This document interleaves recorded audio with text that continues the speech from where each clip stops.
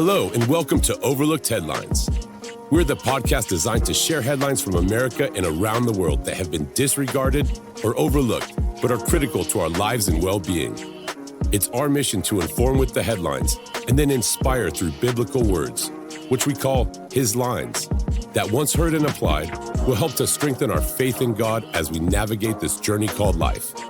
Now, here's the host of Overlooked Headlines, Jeff Bass. Let me ask you something. What happens when the stories that matter most are the ones nobody wants to talk about? For 100 episodes, we've gone beyond the noise and into the truth with headlines others ignore. We've challenged narratives, we've uncovered what gets buried, and we've looked at this world not just through information, but through discernment. This is episode 100 of Overlooked Headlines. Welcome in. I'm Jeff Bass. And whether you've been here from episode 1 or you're just joining us today, I want to say thank you. Because reaching 100 episodes isn't just about consistency, it's about commitment to truth in a time where truth is often overlooked. You know, over these 100 episodes, something has become very clear. Not every important story gets attention. Not every headline tells the full story, and not every voice is interested in truth. But here's what I've learned. People are not just looking for information, they're looking for clarity, understanding, and they're looking for someone to help them make sense of what's really going on. And that's why Overlooked Headlines exists, to slow it down, to look deeper, and to bring a perspective that doesn't just inform you, but helps form and inspire you. Because in times like these, discernment isn't optional, it's essential. So, the headlines we're covering today aren't just stories, they are signals, they are reflections of where we are and where things are headed. So let's get into our first headline. Canadian woman with back pain goes to the ER and gets offered death. That's right. Be careful about reporting a pain, a physical problem, maybe even a broken nail in one nation. You might get offered the help you need to kill yourself.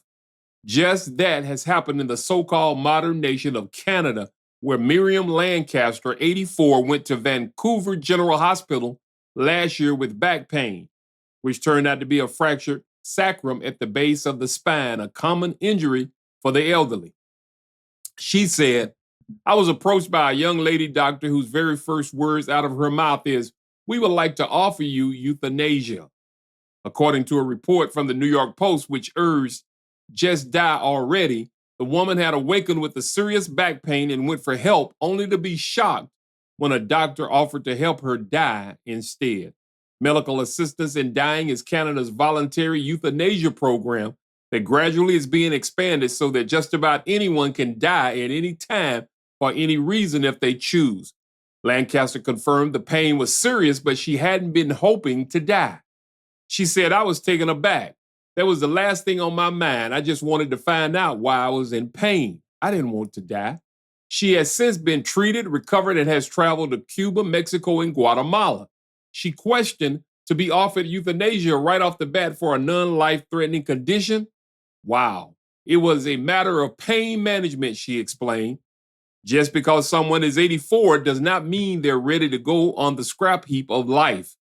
It actually was, she charged, an insult to seniors. After she firmly rejected the death agenda of the hospital, doctors eventually offered her rehab, but warned it was a long road and it would be very difficult.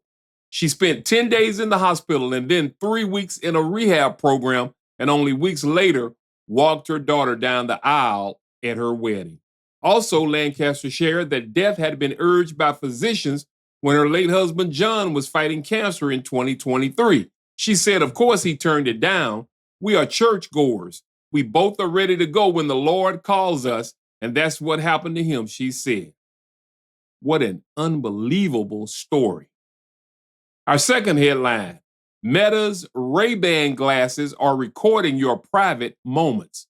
A broad coalition of civil society groups is sounding the alarm over Meta's plan to embed facial recognition into its popular Ray-Ban smart glasses, warning the feature would create a new frontier for surveillance and abuse. Now, the company's push comes as investigations reveal a hidden pipeline where sensitive user footage, including scenes of nudity and private conversations, is routinely reviewed by overseas contractors, often without the knowledge of the people being recorded. This convergence of advanced biometric tracking and intimate data handling has triggered urgent calls for regulators to intervene before the technology becomes ubiquitous. Recently, 64 consumer advocacy groups sent a letter to Meta, the Ray-Ban parent company, the White House, the Federal Trade Commission, and the Department of Justice demanding a halt to the facial recognition rollout. The coalition, led by the Consumer Federation of America and Ultraviolet Action, called the plan dangerous and reckless. This move will endanger us all, their letter said, and particularly give ammunition to scammers, blackmailers, stalkers, child abusers, and authoritarian regimes. Internally dubbed Name Tag, the feature would allow glasses wearers to identify individuals with public Meta accounts and retrieve info about them using Meta's AI assistant. Now, according to internal documents, Meta knew the feature carried safety and privacy risks. The company reportedly planned an initial release at a conference for blind attendees. An internal memo from Meta's Reality Labs noted the company will launch during a dynamic political environment where many civil society groups that we would expect to attack us would have their resources focused on other concerns, they said. The commercial stakes are high, as the parent company reported selling more than 7 million pairs of the smart glasses last year. This push follows a history of regulatory penalties for Meta, including a $5 billion FTC settlement in 2019 for privacy violations and billions more to settle lawsuits in Illinois and Texas over unauthorized facial data collection. A separate investigation by 2 Swedish newspapers peeled back the curtain on how Meta's AI systems are trained. It found that contractors in Nairobi, Kenya, hired through outsourcing firms routinely annotate sensitive images, videos, and audio collected through the glasses. Interviews with more than 30 employees reveal the material often includes highly intimate content. In some videos, you can see someone going to the toilet or getting undressed, one worker said. I don't think they know, because if they knew, they wouldn't be recording it, the person said. Other annotators describe reviewing clips showing nudity, sexual activity, and financial information like visible bank cards. One worker summarized, "We see everything, from living rooms to naked bodies." They also noted users can record themselves without realizing it. As one annotator put it, you think that if they knew about the extent of the data collection, no one would dare to use the glasses. Meta states that sensitive data are not intended for AI training and claims safeguards like face blurring are in place. However, former employees and current annotators said these protections frequently fail. The algorithms sometimes miss, one former Meta worker said, noting faces and bodies can remain visible. The company's privacy terms state that some data may be reviewed by humans, but experts argue the line between voluntary sharing and automatic collection is dangerously unclear. The privacy invasion extends beyond data centers. The glasses' discrete design resembling ordinary eyewear makes covert filming simple. You see, a small LED indicator light is meant to signal recording, but online tutorials show how to disable it, and special patches are sold to trick the sensor. This has created a new tool for harassment with women overly targeted. A woman from Vancouver was secretly recorded by a stranger using the glasses. The video was posted online and viewed tens of thousands of times. When the woman contacted the police, she was told her case didn't meet the criteria for existing harassment or intimate image laws in Canada. However, U.S. Senators Ron Wyden and Jeff Merkley have separately demanded Meta explain its facial recognition plans, but as of now, it's unclear whether Meta has replied. The story of Meta's smart glasses reveals a world where a casual conversation in a cafe or a private moment in a home can become training data for a corporate AI and reviewed by a stranger thousands of miles away. Now, As these glasses sell by the millions, the debate is no longer about a speculative future, but about the privacy standards we are willing to accept today. The question for regulators and the public is whether the convenience of a wearable camera is worth the erosion of our collective right to be unseen and unknown. Now, let me pause right here for a moment because at 100 episodes in, this question matters more than ever. Why does overlooked headlines still matter? Well, it matters because we're living in a time where info is everywhere, but truth is harder to find. It matters because what gets ignored often reveals more than what gets promoted. It matters because if you only follow the loudest voices, you will miss the most important realities. Here's the bigger issue. When people stop paying attention to what's overlooked, they also stop discerning what's real.